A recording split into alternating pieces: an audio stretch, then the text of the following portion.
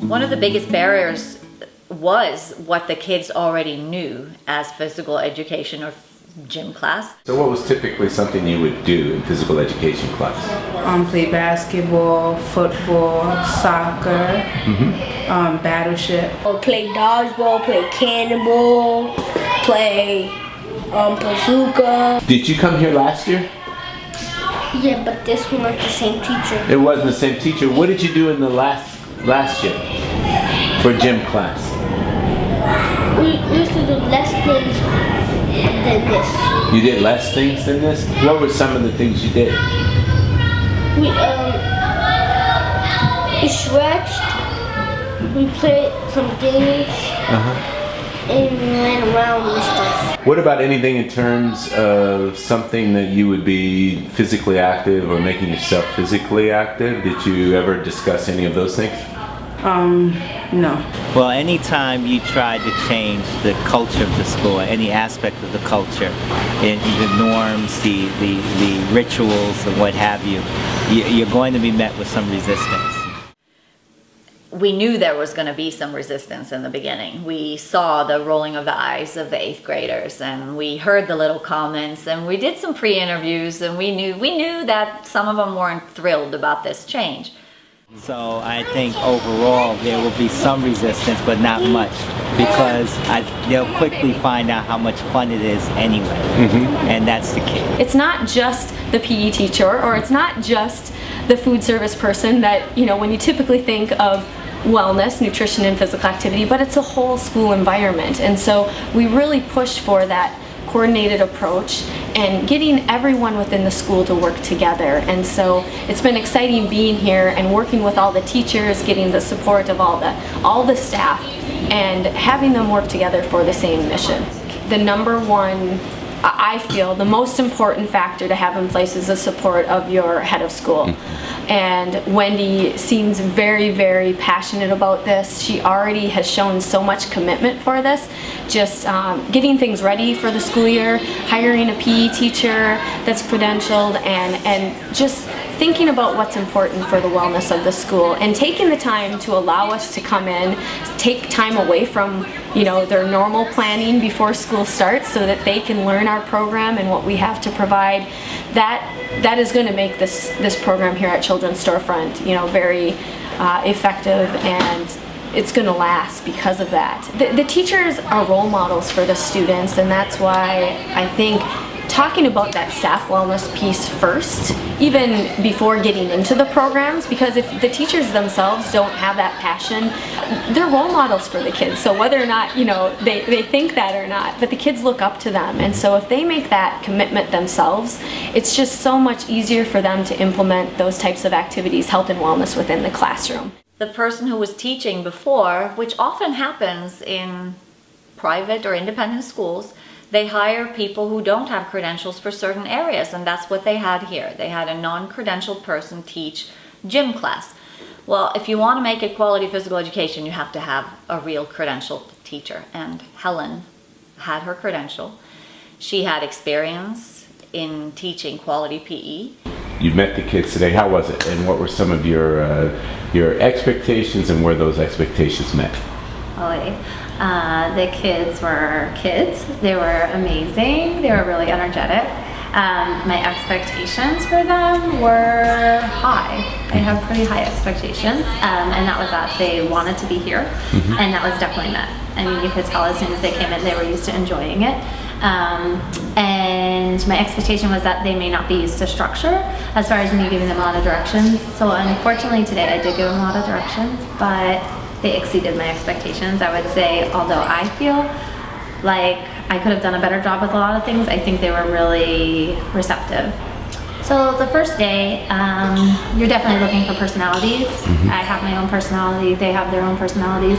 So you're looking for students who you'd want to use as leaders, either because they're very active and you'd want to put them in a positive light, or students who might be a little more, timid, and you'd want to make sure you're respectful of them and maybe not use them as your example the first week. So I was just trying to get a vibe on their personality, their interest, gauge what they were used to, if I was pushing the limit with my directions, which at times I think I was today, I think I gave them too much freedom the first class, so I was able to kind of bring that back in the second class so that they had more fun, and it wasn't me constantly telling them to do things differently. During recess time, you see a lot of the things that you'll see during unstructured gym time, which is conflicts. You see drama, violence, aggression. So you have to speak to the teachers and let them know PE is going to be slightly different.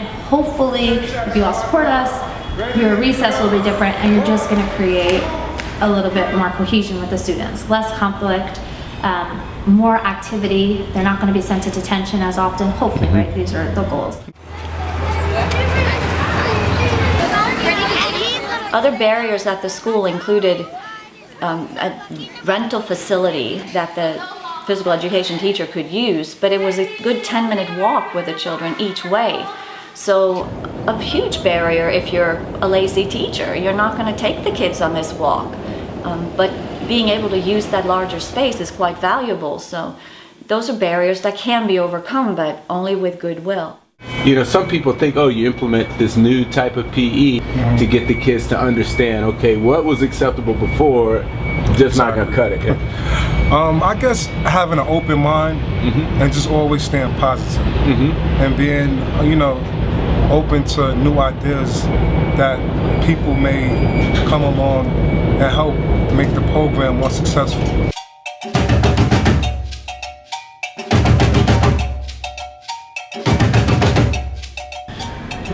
What will your year be like? I mean, just guessing as you kind of go through that, what do you feel in terms of the confidence that you have that this will be purposeful physical education? That it will be purposeful and that it's still going to be really difficult and challenging and not 100% successful.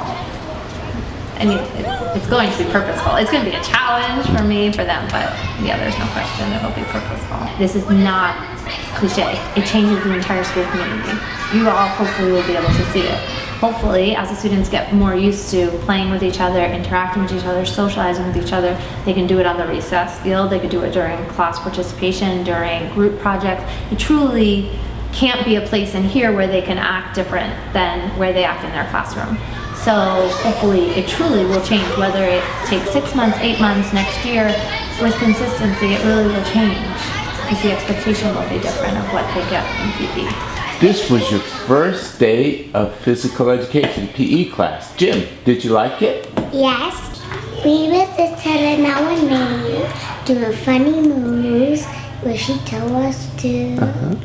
What do you see that's happening right now? I see we're doing like different things like dancing and we're learning new games. But I would like to see like more sports because I like more sports. I like more games and a little less dancing honestly, but I like more sports and games. And did the teacher talk about respect? Did she? What did she say about respect?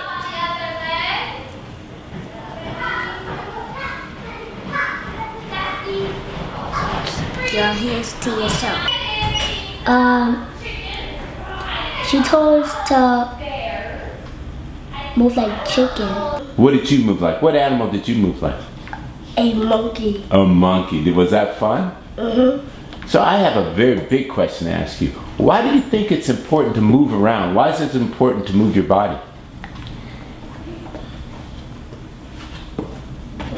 I don't know.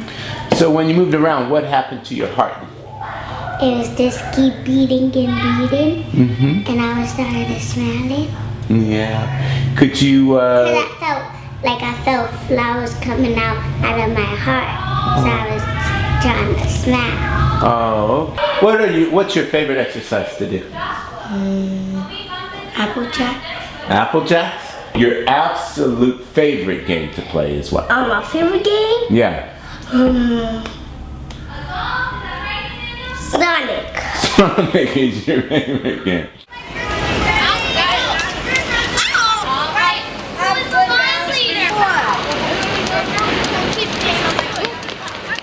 People know in general that physical activity is good for you, but I don't think most people know how it works and how good it is for you. What's becoming more common knowledge is how exercise also affects the brain. What's interesting is if you talk to people in business, in education, in the medical field, They agree wholeheartedly that yes, sitting down for long periods of time is not productive for them.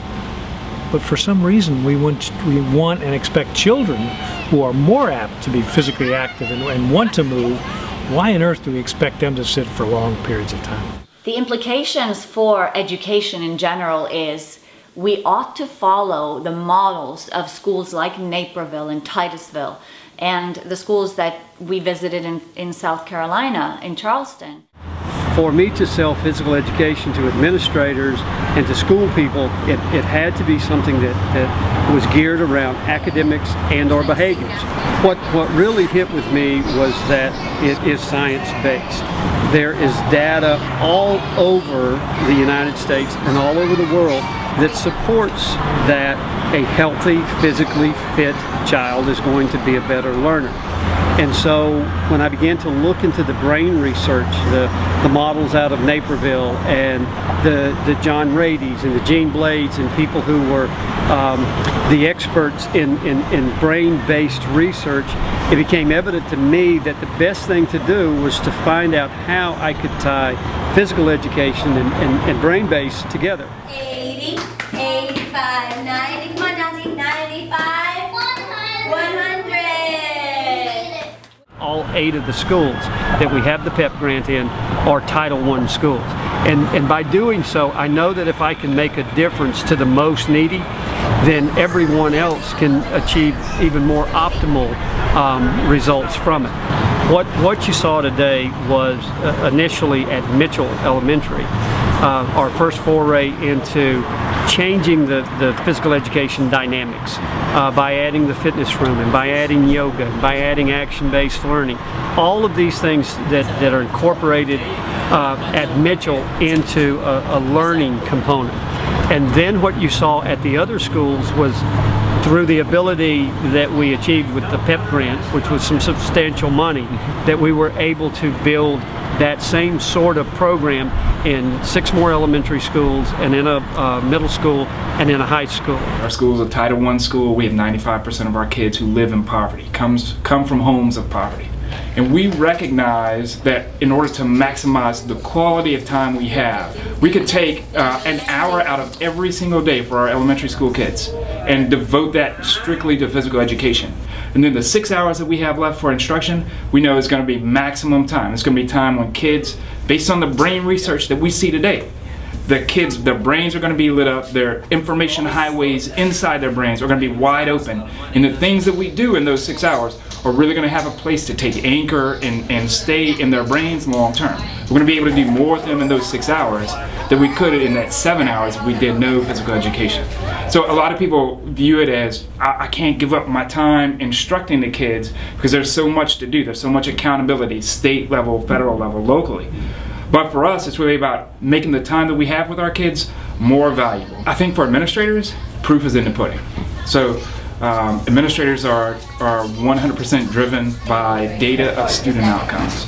Our kids in math and science and social studies and ELA did better in all of those subjects. The healthy group did better in all those than the unhealthy group. Early results here in Charleston and early results coming from other places in the nation have shown that people that incorporate physical movement, physical activity, brain breaks, and just more of a sense of urgency about moving the body in space, it actually creates a child that's a better learner. I'm moving toward the latter part of my career, but before I go, or before they get rid of me, I want it to become general knowledge that this is the best way to go, that physical education literally could save education. Dave Spurlock is a superhero for his community in Charleston. He took leadership and obviously didn't do all this work by himself, but he led Charleston to where they are today with their school system and physical education and the impact it's made. He's a superhero for them, but not only that, he's a superhero for a whole profession. He's my superhero. Oh, what a day, what a day, glorious, gather round. There's nothing better than